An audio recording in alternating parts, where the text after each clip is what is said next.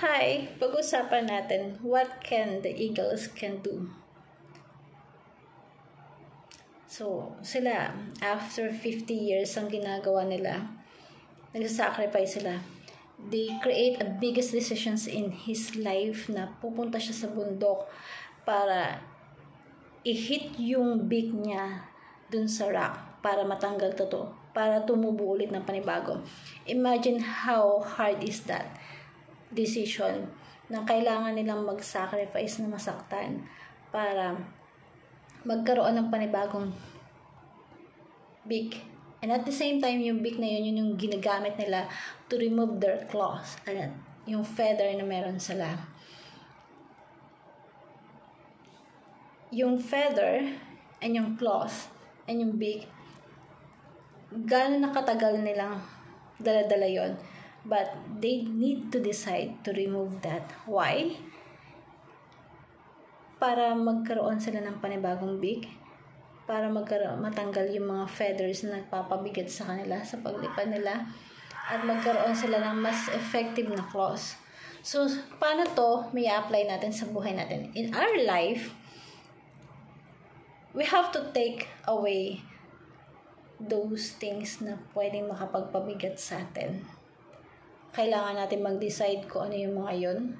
And kailangan mag-decide right now kung what can you sacrifice for you to become successful. Ano yung pwede mong gawin?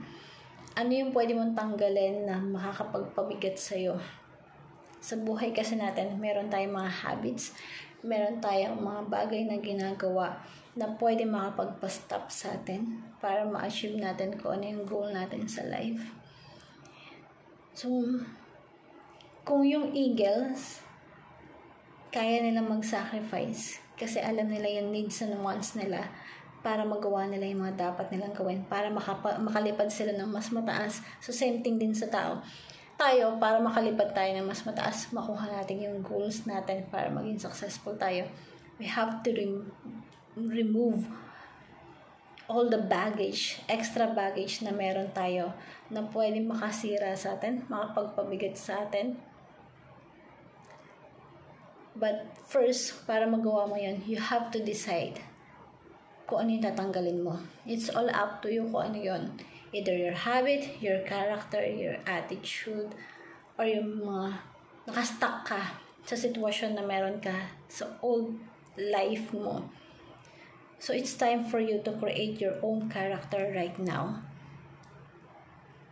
Ang tanong lang, ano yung kaya mong i-sacrifice ngayon para makuha mo yung goals mo na gusto mo, kagaya ng ginawa ng eagle? Are you the eagle that can do the same thing for your goal? So, sagutin mo po yan sa sarili mo ngayon. Can you sacrifice something for yourself to become for you a new one?